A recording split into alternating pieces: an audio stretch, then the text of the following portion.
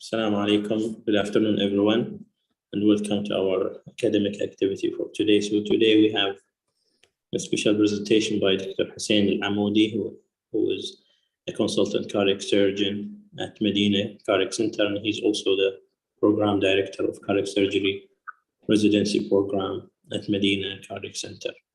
We are pleased to have Dr. Hussein with us to present current indication for mitral valve replacement and repair and the surgical approach for mitral valve disease. Dr. Hussein, thank you very much for joining us, and you can start at any time you want. Thank you. Okay, Assalamu alaikum wa rahmatullahi wa barakatuh. Do you hear my voice? Fine? Yes, it's clear. Okay. So today, first of all, I wish good luck to all the residents who are going to the exam, and welcome everybody who are preparing for the exam for next year, inshallah. I can say whatever I want today because I'm not an examiner this year. So we can basically just focus on what you need to know from the guideline perspective and some mitral valve diseases and issues that you need to know. The time is very limited, but we try to just cover as much as we can. So it's very important to know some anatomy, very critical, and these are exam questions actually. This is a picture that comes from time to time. Posterior leaflet, anterior leaflet, we divide in P1, P2, P3, A1, A2, A3, and the posteromedial commissure, anterolateral commissure, and you can see the aortic mitral curtain and the association with the aortic valve, the non-coronary sinus, as well as the left coronary sinus. And these are more details when the valve is open and closed, and you can see the left and right fibrous trigones. And this is a very important picture that every resident has to know, because multiple scenarios come in the exam regarding certain complication that happened when you do something regarding this picture. So you can see the anterior and posterior mitral valve, and you can see, you see there, you can see this is a bundle of Hess here. So if you take, so this is P1, P2, P3, and this is A3. If you take deep bites in this area, you might cause heart block. So you might see, sometimes you're going to have a scenario with patient after finishing mitral valve that has heart block. Why? And this is the problem. And after you finish surgery, you sometimes have severe aortic insufficiency, and probably you can hit the non-coronary cusp here or the left coronary cusp. And sometimes you're going to have ischemia. And this is extremely rare, but it happened, and I've seen it. If you basically go deep in this area, and you can get the circumflex artery, and you're going to have in the echo some motion abnormalities. If you have if you use retrograde cardioplegia and you put the cannula a little bit deeper and your bites a little deep, you can catch this area. You're not going to be able to remove your cardioplegia cannula. Always be very careful. So these are important scenarios that you'll have 4 of them. So regarding the circumflex, remember, regarding the aortic valve, and the bundle of Hess. So tertiary, primary, and secondary chords, it's important for you guys to know, and the function as well. So we'll start briefly with the mitral stenosis etiology. As you all know, rheumatic or non-rheumatic. The non-rheumatic causes are calcific, congenital, carcinoid, endocarditis, radiation, and SLE. And we don't use this anymore, this procedure. The open approach that they were using before through a thoracotomy, they make a hole in the left atrial appendage and another device coming from the apex, and they try to crack the stenotic valve to cause commissurotomy. No one is using it anymore. This is for history.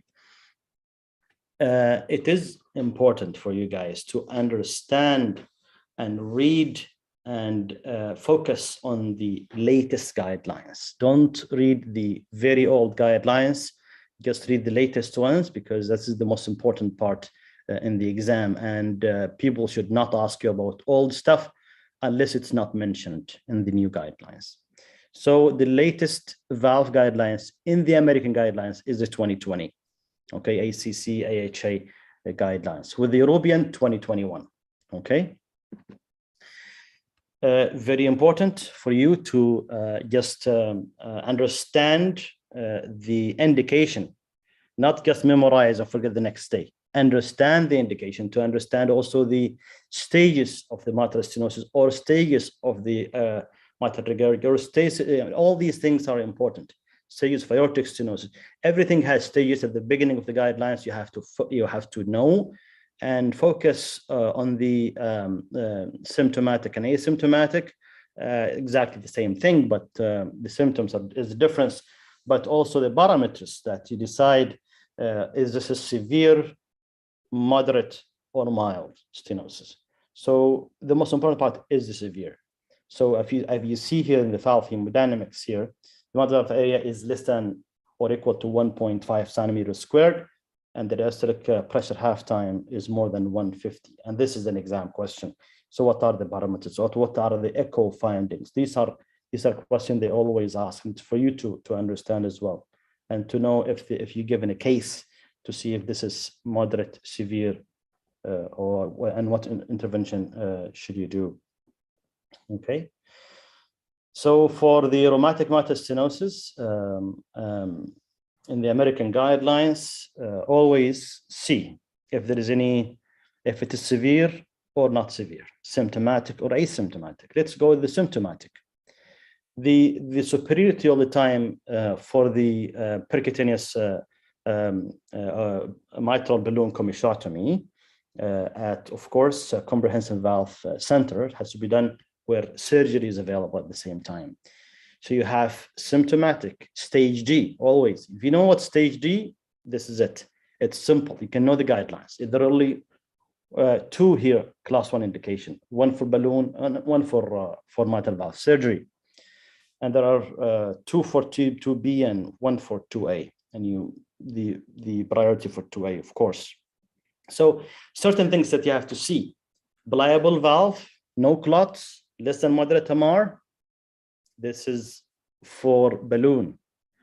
But if those are not met, and you have Wilkins score more than 8, and we're going to come to the Wilkins score later, and you have clot in the left atrium, or you have moderate or more MR, then you have to think about something else.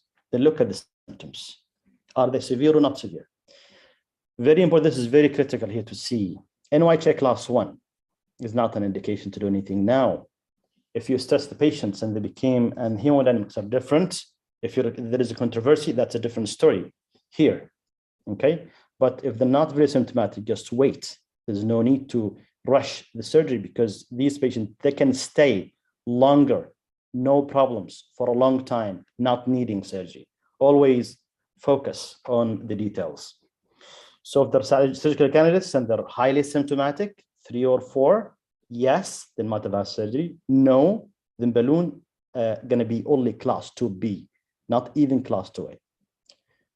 So if they're asymptomatic, look at also these characteristics that favor the balloon, but if they're not met, if you have them, and then you have severe pulmonary hypertension, and you have new AFib, these are important things that you identify. This goes to the 2A or 2B, balloon or surgery. So if you have severe, means the pressure in the left atrium is very high. That means the patient is late, so you need to do something about it, and it is class 2A indication. New AFib, it's class 2B still, not a very strong indication, okay? And again, if you don't have any symptoms, you do a stress test, and then if it is significant, and you have the characteristics that favor balloon, do the balloon, but it's class 2B, not class 2A, always not a strong indication. Non-rheumatic calcific MS in severely symptomatic patients, as we discussed, with severe MS attributed to extensive mitral annular calcification. And this is a big case. When you have MAC, it's always go back one step and think about what you need to do, because this is a very complex operation and the outcome is not always favorable. And it has to be done by an expert person who can do. Always the guidelines directed you to what to do, and always teamwork is important. Consulting a senior colleague is important to do these cases. And again, TE is very important. TTE is very important, but you need to do TE if you need more details. But before you do the balloon for all these characteristics that we discussed before. If there is any controversy or discrepancy between the echo findings and the clinical symptoms, exercise testing is important. So the guidelines, European guidelines, just came last year. Same thing, actually. They basically confirmed what's written in the American guidelines. It's recommended some details, actually, some characteristics, more details. They discussed some basically clinical characteristics and echo characteristics on anatomical ones. You need to just, if you get asked, you're going to find them down here. So again, percutaneous mitral commissurectomy is recommended for symptomatic patients without unfavorable characteristics, and also for symptomatic patients with the contraindication of high risk for surgery. And also mitral valve surgery recommended in symptomatic patients who are not suitable for balloon in the absence of futility. Okay, and this is the same thing. There is no big difference except suggest some more details. Wilkins score, very simple. 3 things in the leaflets and 1 subvalvular. Subvalvular thickening, and all of them like 4 score, like 1, 2, 3, 4, and calcification in the leaflets, thickening in the leaflets, and mobility. And then all these details, the echo guys will give you the number, and look at the number. 8 is the number that you have to see, more or less than that, where to go, surgery or balloon. So mitral valve regurg, acute or chronic, and the chronic is primary or secondary. And the causes for the acute mitral regurg, as you all know, pap muscle rupture, spontaneous caudal rupture, victim endocarditis, and trauma. Why people are not tolerating acute mitral regurg? Very important to know the physiology. So you will have a significant volume coming back to the left atrium. You will going to increase the left atrial pressure, and then the drainage from the lungs are not going to happen. And then you're going to have basically pulmonary edema. And these patients don't stay longer because they're not trained, and the ventricle and atrium are not trained, not large enough to deal with this. And the same thing with the left ventricle. There are like 2 holes, one through the mitral valve, one through the LVOT.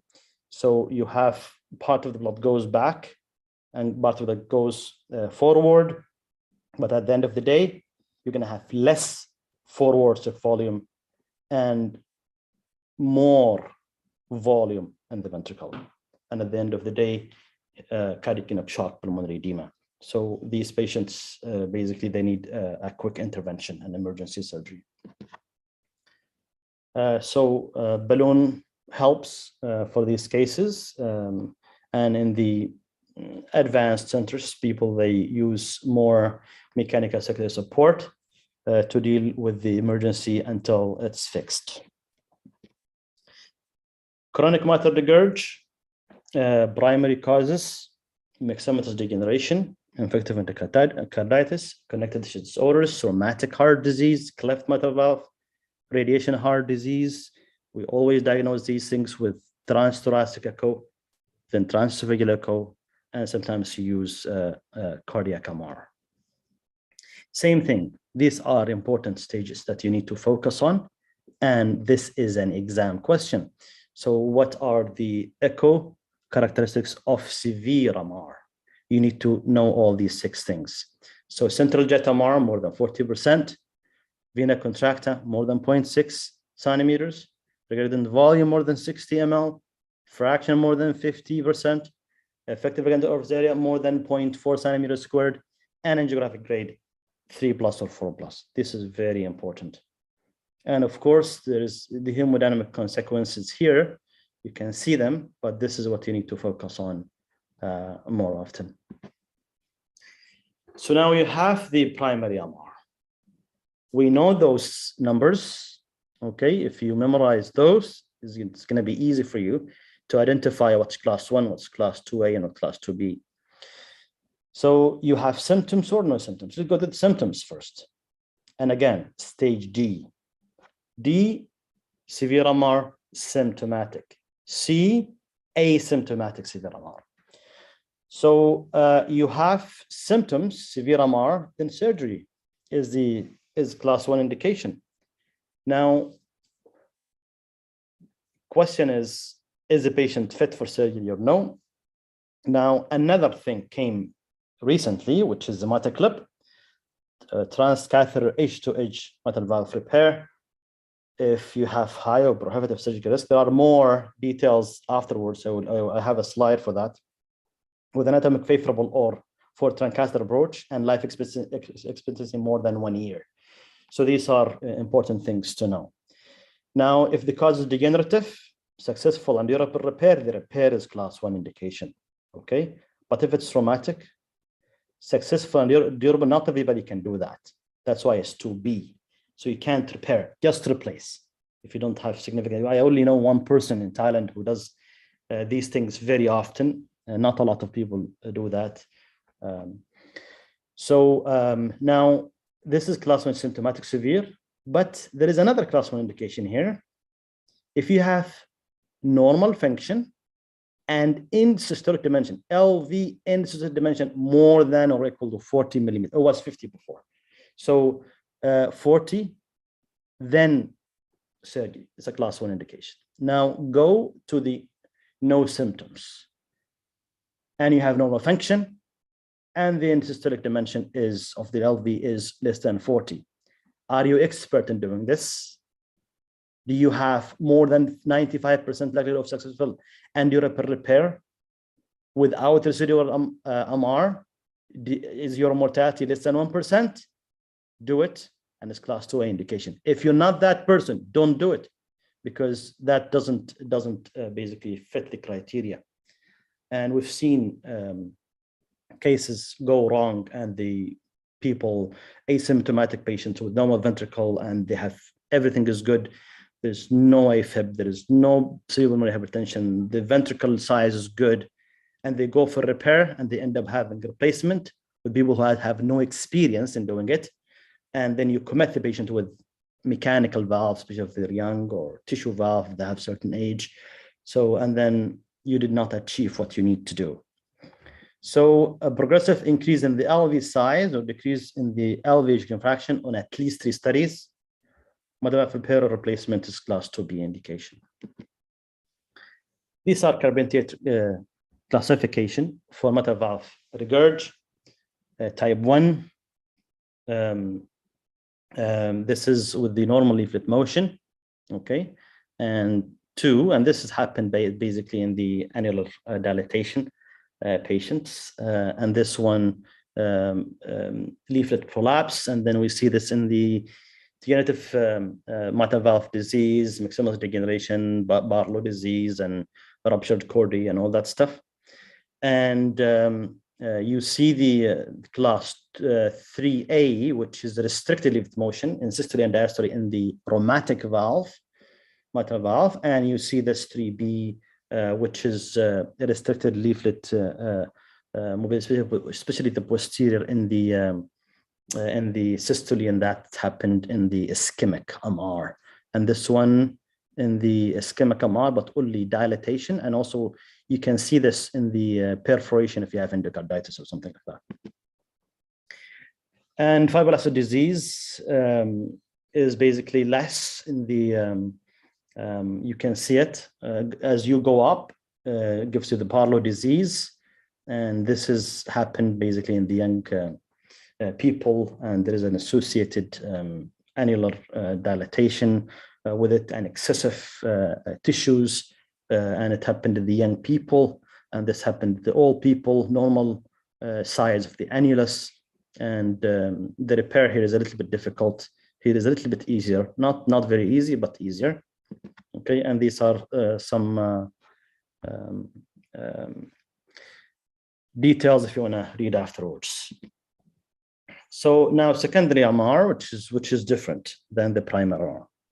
Okay, and also you need to focus on these three criteria, the echo, and also there is some renal wall motion abnormalities with it, because most of the time it's basically ischemic, and the ischemia has something to do with basically occluded or significantly diseased coronaries that lead to this, and down the road you're going to have LV dilatation, and then the distorted leaflets, and you're going to have MR.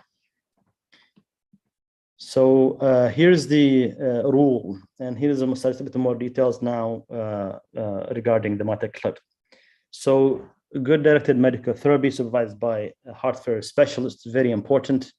You have severe MR, LV function is normal, severe breathless symptoms on optimal therapy, then mitral valve surgery is class 2B.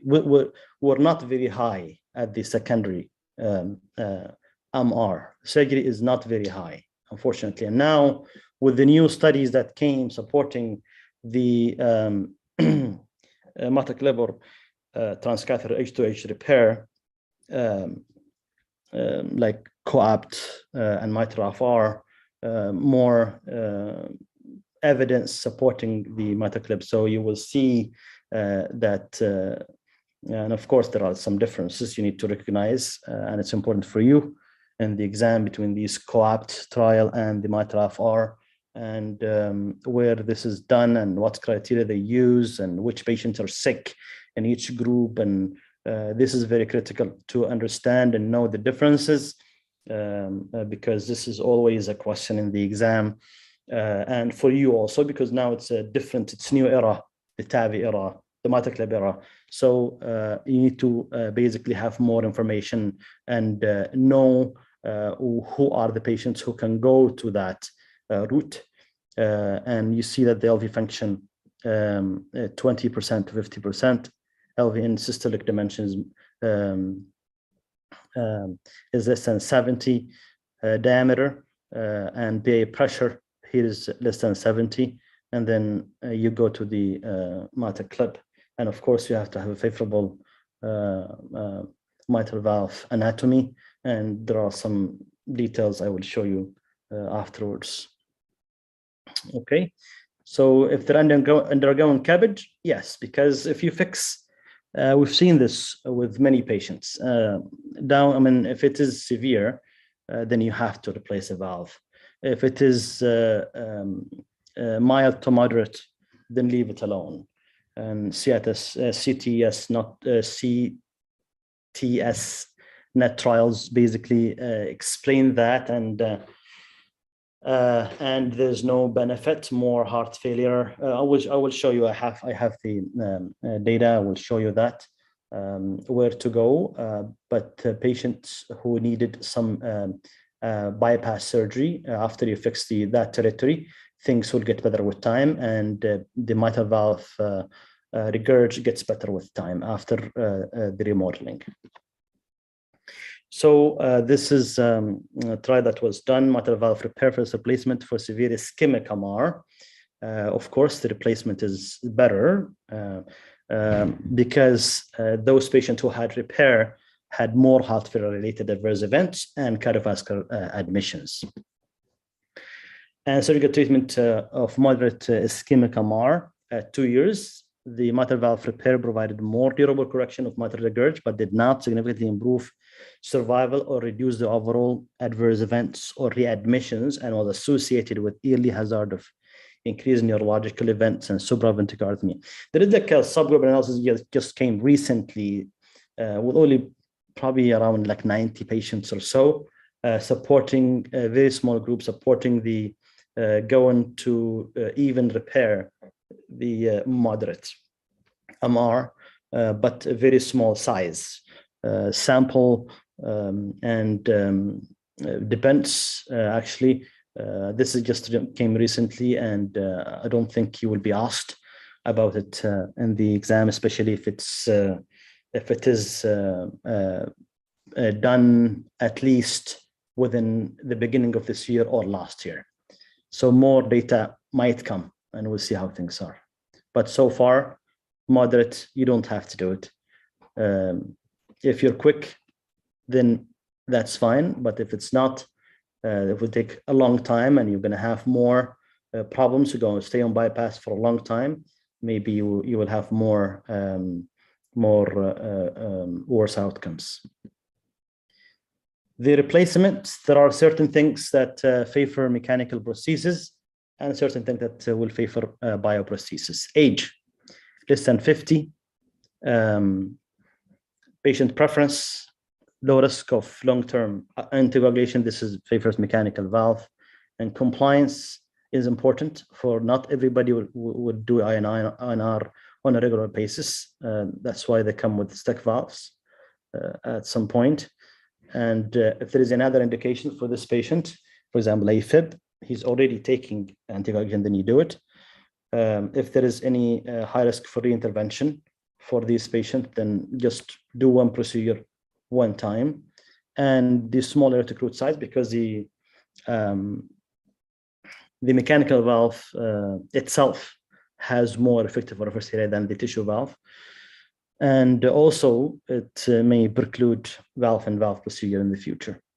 Age, more than 65.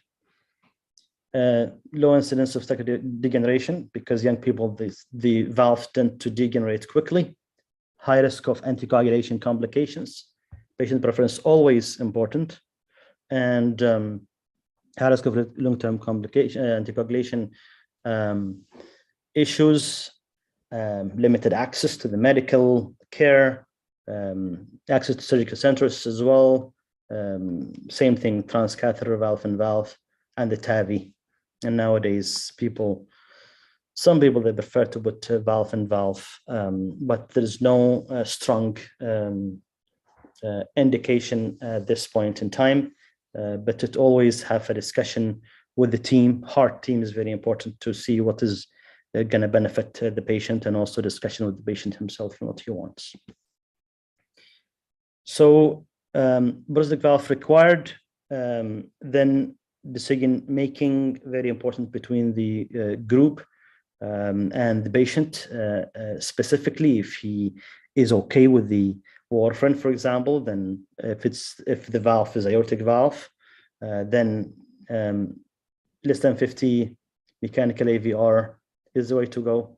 50 to 65 is a gray area. You have to discuss this with the patient and see what he wants. More than 65 is tissue valve. For the mitral, in the mitral position, patient's age less than 60, mechanical. More than 65, bioprosthetic mitral valve. If there is any contraindication, then you have to put tissue valve. This is a study that was done comparing the mechanical versus biological procedure for aortic valve and mitral valve replacement. You can see in the young group, the mechanical valve has less risk of death than the tissue valve. Makes sense. And the patients between 50 to 69, still mechanical valve is better. And you can see the p-value is 0.01. But when you reach a level, an age more than 70, then there is no difference. So the mechanical mitral valves were associated with lower mortality than biologic valves among patients up to 70 years of age. And of course, for patients with mechanical valve, warfarin is indicated to achieve an INRs of 3. And for all patients, class 2 indication here, with bioprosthetic valve, aspirin is reasonable in the absence of other contraindications. And for patients with bioprosthetic SAVR or mitral valve replacement who are at low risk of bleeding, using warfarin with a target time at 2.5 is reasonable for 3 months and as long as 6 months. This is class 2 indication for both mitral and aortic. Not everybody is doing this. Here is some pictures of the mitral valve prosthesis, multiple, different companies, Epic, Mosaic, Magna-Ease, Onyx Valve, St. Jude, Mechanical. And this is a study comparing porcine versus bovine pericardium in the mitral position. Mean follow-up was 3.5 years. There is no difference. Long-term outcomes of Mosaic versus Paramount, 17 years follow-up. It seems that patients younger than 65 years of age undergo mitral valve replacement, bovine pericardial valves experience earlier and more frequent structural valve deterioration than porcine valve. Porcine valve is better in the mitral position if you need to use tissue. This is one of the studies that was done, and it came recently. How do you approach the mitral valve replacement or repair? Conventional medium sternotomy that we know, and mini sternotomy with basically in the third, fourth space. You have to go not to the right, like the aortic valve, it has to go to the left. Okay, and this is mini thoracotomy, and this is a robotic assisted.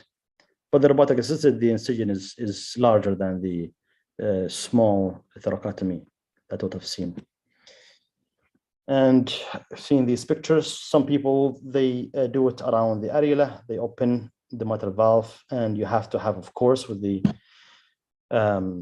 minimally invasive mitral valve replacement, you have to have basically the aortic, arterial cannula has to be in the femoral, and the venous has to be in the femoral vein, and small cannula here in the IJ. Depends. Some people use it if they want to do both valves, tricuspid and mitral.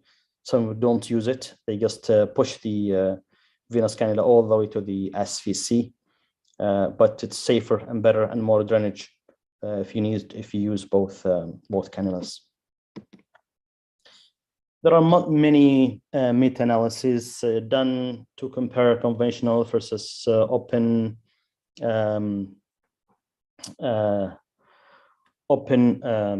conventional sternotomy for mitral valve replacement or repair. We did one of them in London and done also in different places. At the end of the day, there are some advantages of doing minimally invasive mitral valve repair or replacement. Decreased bleeding, blood transfusion is less. Some complications, of course, you don't. Atrial fibrillation, less downward infection, less scarred dissatisfaction, of course. Ventilation time, intensive care unit stay, length of stay, all these things are favorable. Not all of them. Some of them are more favorable for the minimally invasive but at the end of the day, the main point is survival and complications are almost the same, but you can find that people that go back to work a little bit earlier than others, and less bleeding, less hospital stay. Pain is more, because you go between the ribs, more in the minimally invasive approach. These things, like, you have to know because most of the time they ask, because this is something that people are doing and start to do, and it's becoming more famous. So you need to know what are the advantages and disadvantages, because this is maybe an exam question.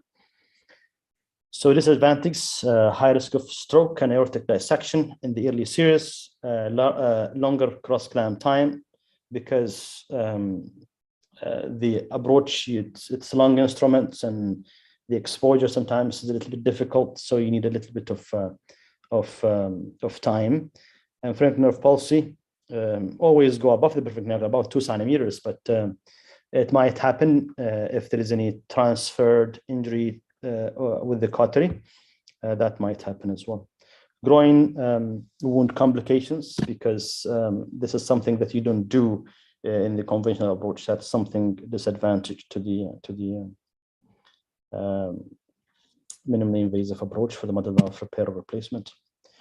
The absolute contraindications for this is greater than mild AI, because you can't control it, because your field going to be full. You can't do the repair if you have more than mild AI. If you have pulmonary hypertension and you need to see the RV, you need to basically control any complications. If you need to be in RVAD or something, you have to open again. So MAC, you don't have full control. Use a good instruments, strong instruments to put certain sutures and stuff.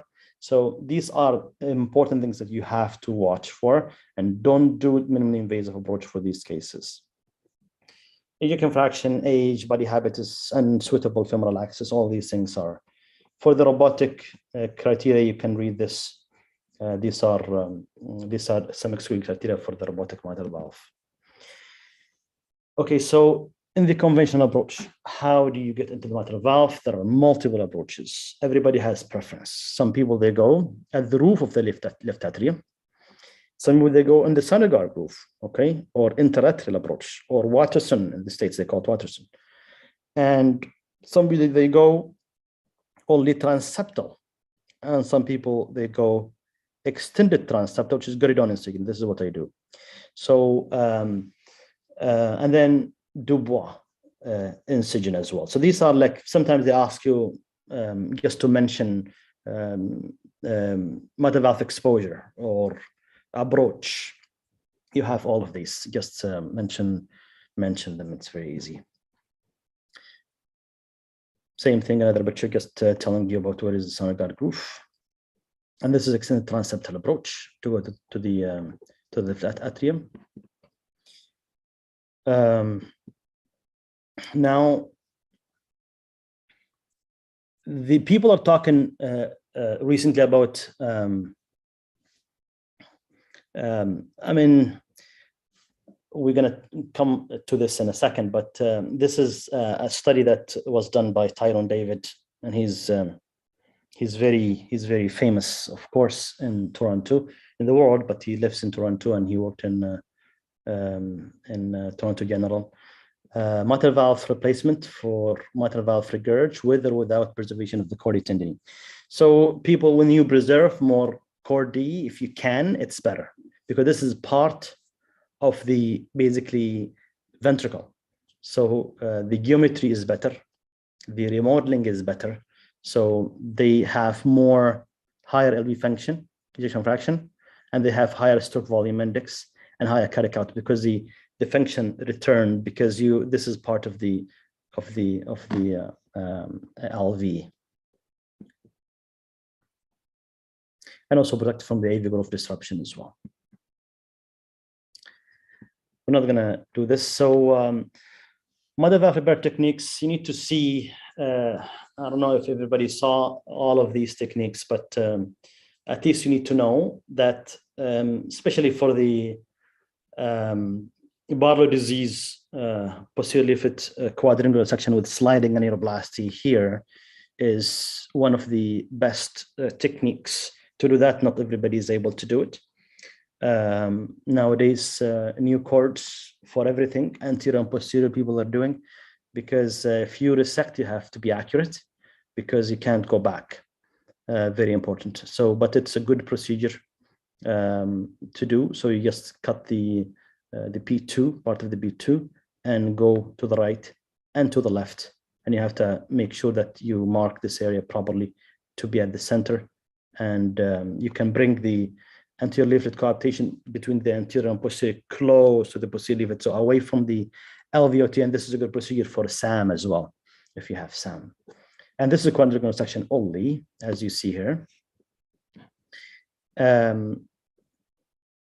Same thing, posterior leaflet triangular resection and commissuroplasty. And this is a chordae transfer and chordae transfer. And these are new chords. So the new chords, people sometimes they make them before they go to surgery. I mean, at the time of putting the patient into sleep, then another on the table on the side, you make these new cords based on echo measurements that you made yourself. And if you're expert doing this, then you will know how much you need.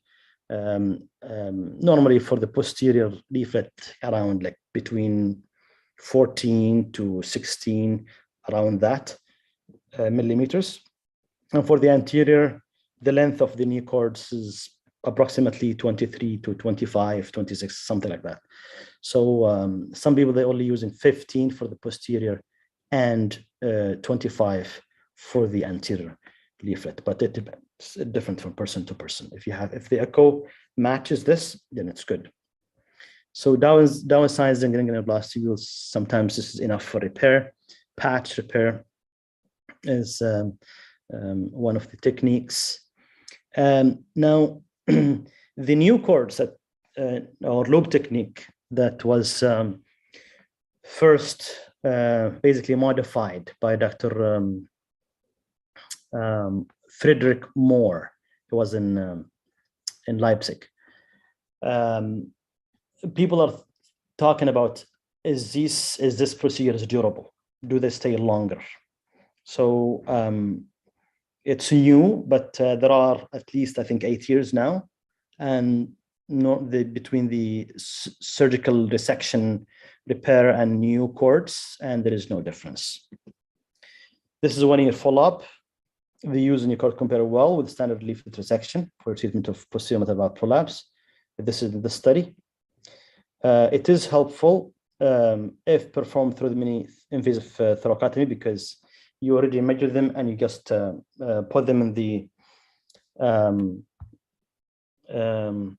papillary muscle and pass basically another suture to the leaflets and tie it down, because you already have the length set from the pre-made new cord that you made before. This is a systematic review by Amin Mazin in Toronto, and basically comparing the cord replacement versus leaflet resection for the posterior mitral leaflet. One randomized trial and one probabilistic matched study and 6 adjusted observational studies. Total patients are almost around 2,000. Mean follow-up between 1 to 6 years. There was no difference in the rate of recurrence of moderate to severe MR at follow-up between the resection and new cord group. The new cords had a lower rate of mitral valve free operation at follow-up. This finding, coupled with the implantation of smaller annuloplasty rings in the leaflet resection group, raises the question of whether functional mitral stenosis was responsible for increased rate of reintervention observed in these cases. Higher post-procedure LV ejection fraction in the new cord group. Function of the annuloplasty ring to restore the size and shape of the native annulus, to prevent further annular dilatation and provide functional annular support.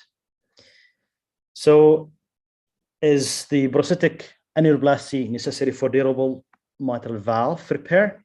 It is important and it's necessary. Flexible as regular, there are like few pictures that they brought to you guys here. 3D memo, CG Futuring, C Physio 2, and others. SAM, I'm not sure if anybody will talk about this, but just very briefly, there are factors that can cause this SAM, which is systolic anterior motion. Patients related. Barlow disease is a problem, especially if the posterior leaflet is tall, more than 15 millimeter. The ratio between the heights of the anterior and posterior leaflets less than 1.3, aortomitral plane less than 120, distance between the interventricular septum and the mitral leaflet points less than 25 millimeters. They call it CELSEP. Thick pacemaker intervention septum, more than 15, small ventricle, anterior displacement of pap muscle, and the procedure itself, insertion of small versus ring. Normally you have a bigger ring to deal with this. inadequate reduction of the posterior leaflet might cause this. This is an exam question. This is always they ask about these things, very important. So to treat these preload is important. You have to give the patient's volume to treat the SAM, stop any anatomic support, increase your afterload, and beta blockers are important. So these are different techniques. We already showed you some of these techniques, but no need to repeat for the sake of time. MAC is something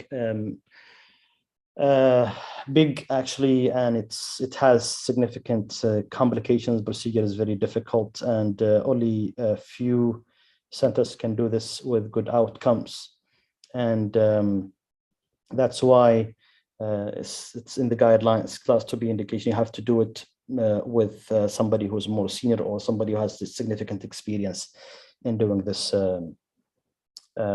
procedure.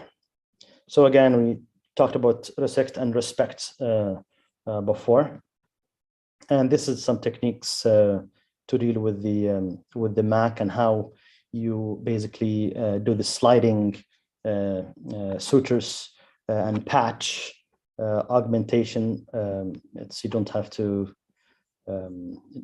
We don't have time for this now, and this is something that it's not anymore now. We did they don't do it anymore. So we do this sometimes in the aortic valve if you don't have any option to correct procedure. They don't do it anymore with the TAVI era. MAC, this is from one of the articles. If the MAC, if the patient is inoperable, then you have to do TMVR if you can.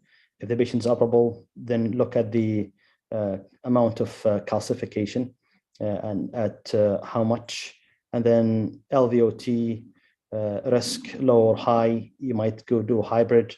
If it is partial less than 270 degrees, then surgical MVR or repair. This is also one of the important things that you need to focus on, because this is also an exam question. The AV groove disruption types 1, 2, 3, 1 in the AV groove, 2 in the base of the pelvic muscle, and 3 in between both. Risk factors for this is older age, female, MAC, renal failure patients, and LV in the diastolic dimensions less than 50, like small. We don't need to do this now. Somatic clip is something that you have to read about very carefully, and read the most important late 2 trials, the MITRA FR and a COAB trial, and see the differences between both of them. So for the example, rate of death for the MITRA FR, which is an unplanned hospitalization for heart failure at 1 year, did not differ. But if you look at the COAPT trial, and this is done in the States, and this done in France, you see there is a big difference. This is positive. COAPT is positive for the MITRA clip, and the MITRA FR is negative. So, but look at the details and how they, what are the criteria for the patients who they include. Of course, this MITRA FR patients, they have more sick patients, and the criteria for the ventricle is a little different, and the also the mitral valve area.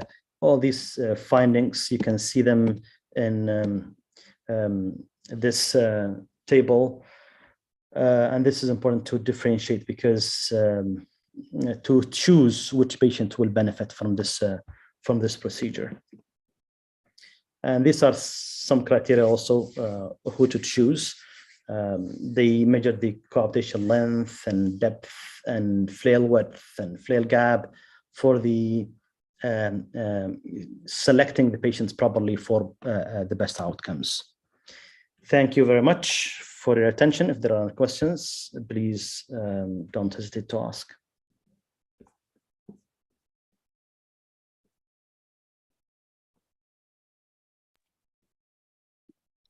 Thank you, Dr. Hussein, for the beneficial lecture. Really, it was really beneficial. You mentioned something about benefits of mechanical valves up to 70 years old, right? Yeah, so this study that was done, it compared patients at different ages, okay, 40, below 50, 50 to 70 and more than 70. So it does show that the mechanical valve complications are, of course, below, let me just go back, below the, let me just see here, just to show you in the diagram.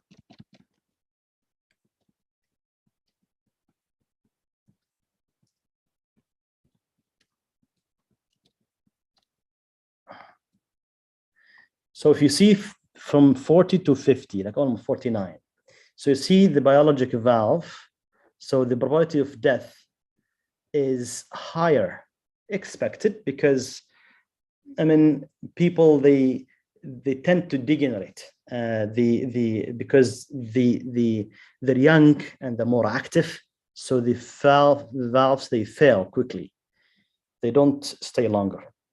Mechanical valve, they don't, especially if you take your warfarin properly and your target INR is within. Now people are talking about reducing the INR and trying different medications to just see if there is any benefit of doing some of the novel agents that we had recently. There are studies running now. What we have is so far only warfarin is the way to go. No other, dabigatran or apixaban, or they're not used. That they should not be used. So they're harmful because they have lots of complications, thromboembolic embolism and failures. So only warfarin. So for these patients who are between 50 to almost 70, again, the p-value is 0.01 here. So it's still mechanical valve works fine because you don't have to come back for another operation. And again, if you have degenerative valve, don't know, then the symptoms going to be more and risk of death going to be more.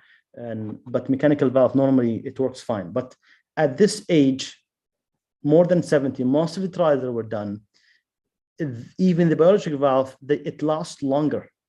Like if you say, like, for 10 years here, or maybe 10 years here, all the time is more than 15 years and above. So there is no difference. So the p-value is like 0.97. Yeah. Did I answer your question? Thank you, Doctor.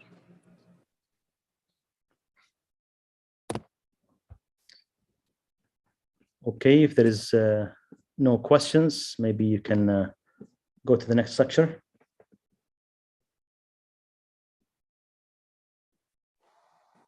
Thank you, Dr. Hussein. So anyone has a question for Dr. Hussein?